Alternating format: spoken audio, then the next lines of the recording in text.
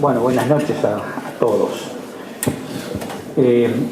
Entiendo que esta es la primera de una serie de jornadas que abordará diversas temáticas vinculadas al proceso de elaboración programática del Frente Amplio.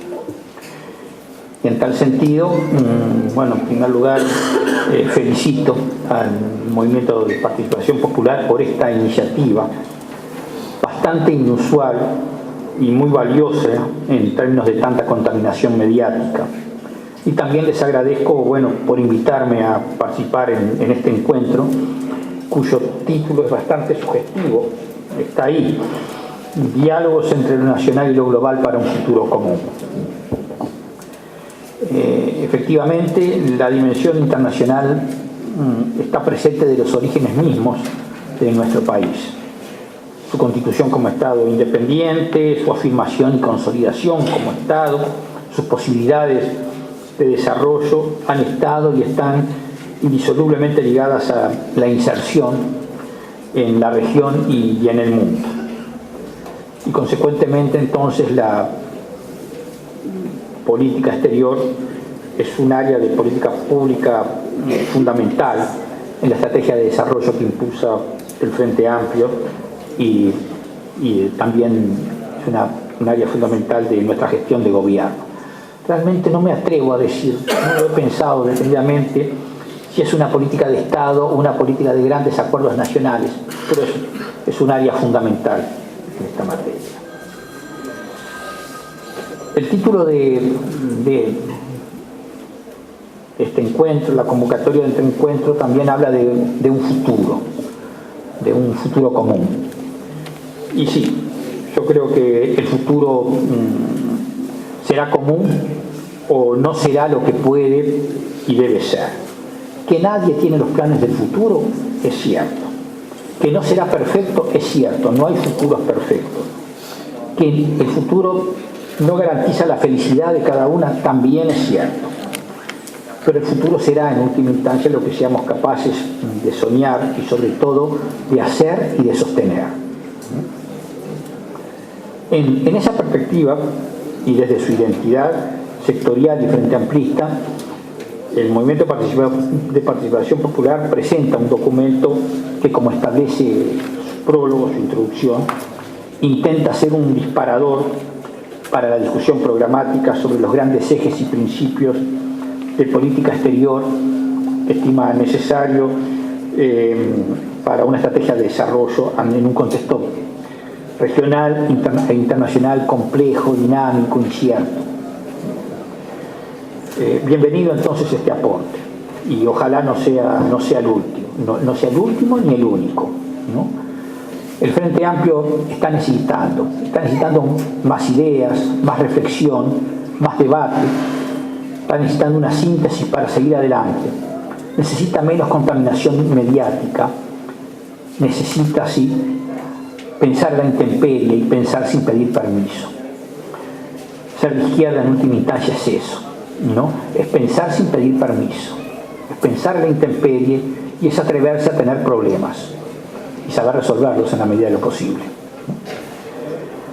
Yo no voy a entrar en los detalles del documento, entre otras razones porque no lo he leído en profundidad, ¿no? Pero a partir de una lectura preliminar, rápida, y de la convocatoria a este encuentro, permitan hacer dos o tres consideraciones a propósito de esta relación entre lo nacional y lo global para un futuro mejor.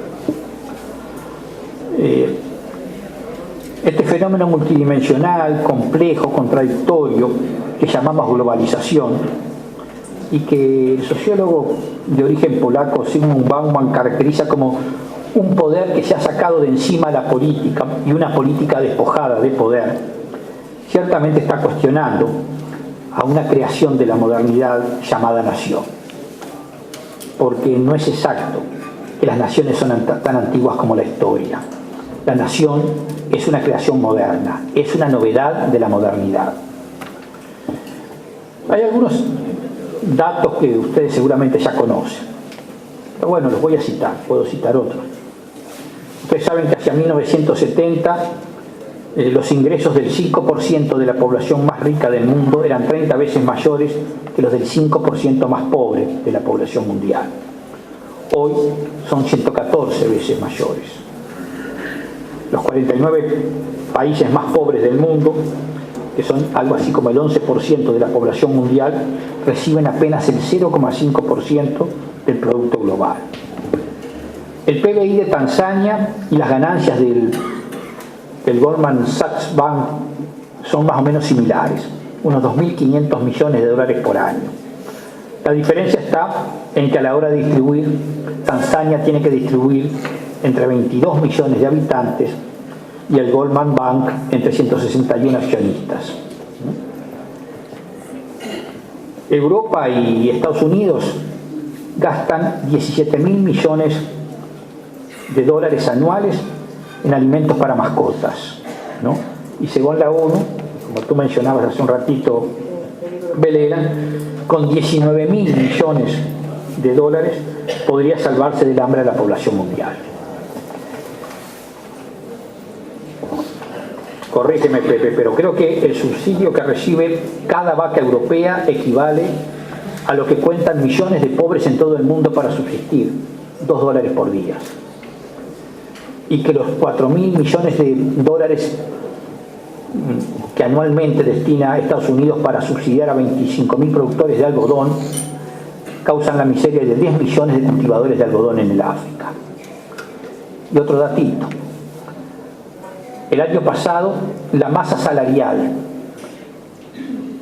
del primer equipo del Real de Madrid superaba en casi 100 millones de euros al presupuesto total de la Organización Internacional de Energía Atómica.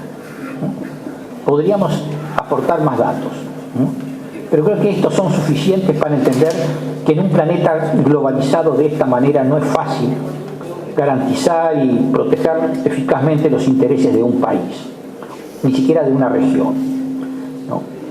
Pero hay que hacerlo, porque si bien estar en el mundo tiene sus costos, no estar en el mundo, aislarse del mismo, tiene costos mucho mayores aún.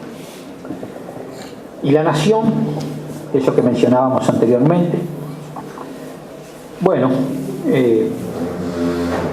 la expresión nación en tanto Estado o cuerpo político que reconoce un centro común supremo de gobierno y territorio que comprende al conjunto de sus habitantes, cito la definición de nación, comenzó a usarse en el siglo XIX, con límites que aún permanecen difusos, imprecisos, con otras expresiones tales como patria, pueblo, bien público, unión, confederación, tierra común, comunidad, etcétera.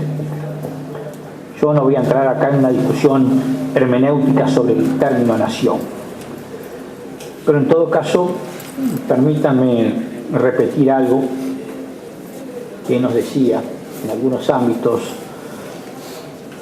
de la Facultad de Humanidades, pero también en algunos ámbitos de reflexión acá en el Frente Amplio, don José Pedro Barrán, a quien tanto extrañamos y necesitamos. José Pedro siempre nos decía que la nación es lo que nos une a todos por encima de la identidad de cada uno, ¿no? Expresión de nación fueron las instrucciones del año 13. Creo que fue la primera vez que los orientales demostraron que querían ser unos y distintos, ¿no? Expresión de nación es la escuela pública, la escuela bareliana, el plebiscito del 80. Y si ustedes me permiten también la confianza que demostraron muchos en el Banco de la República durante la crisis del 2002. Ustedes se acuerdan de aquella crisis, ¿no? Ustedes se acuerdan cuando después de varios días de feriado bancario, bueno, el Banco República abrió sus puertas y convocó a sus clientes a que fueran a retirar o confirmar o renovar sus depósitos. A mí me tocó acompañar a 2 tías viejas, ¿no? Que fueron a renovar la confianza en el Banco República. Fueron a decir mis $7.000, creían que lo que le había quedado, en fin, quedan acá. Eso es nación. Yo temblaba como vara verde, pero eso es nación, ¿no? Nación puede ser la camiseta celeste ahora dentro de de algunos días en Rusia. Ahora, ¿por qué un concepto tan abstracto como nación se ha convertido en una fuerza política tan poderosa? Lo conversábamos hace un ratito antes de empezar acá. Es difícil responder esa pregunta realmente. ¿Por qué? Pero muy probablemente es porque la nación es la confianza en la posibilidad de un futuro mejor y compartido entre todos. Es una comunidad imaginada pero posible. ¿Dónde empieza la nación? Y más que en los campos de batalla o en los despachos oficiales, yo creo que la nación comienza en las calles, en las plazas, en las cocinas, en los dormitorios. José Pedro Barrán también nos enseñaba que la historia se hace de noche, ¿no? Que se hace en las alcobas, porque es ahí, es entonces cuando palpitan los anhelos humanos, las esperanzas, los compromisos, las decepciones, las incertidumbres, los deseos. Consecuentemente, entonces, también la nación es ciudadanía y participación. Ricardo hace un ratito refería a las gallas y decía, bueno, que parecía que aquella nación se mantenía por la poción mágica que tomaban sus hijos. Pivel Devoto, no se asusten, Pivel Devoto, a quien yo mucho respeto, creo que refiriéndose a Manuel Oribe, ¿no? Aquel hombre tan enjuto, ¿no? Si ustedes recuerdan los retratos, decía que era un junco con hierro, ¿no? Era una rara mezcla de fragilidad y firmeza, ¿no? Y bueno, yo creo que el Uruguay también es un junco con hierro, ¿no? Somos una rara mezcla de fragilidad y firmeza, de fragilidad y resistencia, ¿no? Y creo que ese junco con hierro que es el Uruguay es el que tiene que inspirar e impulsar este proceso de elaboración programática en términos de nación, en términos de ese futuro mejor y compartido que queremos vivir. Muchas gracias.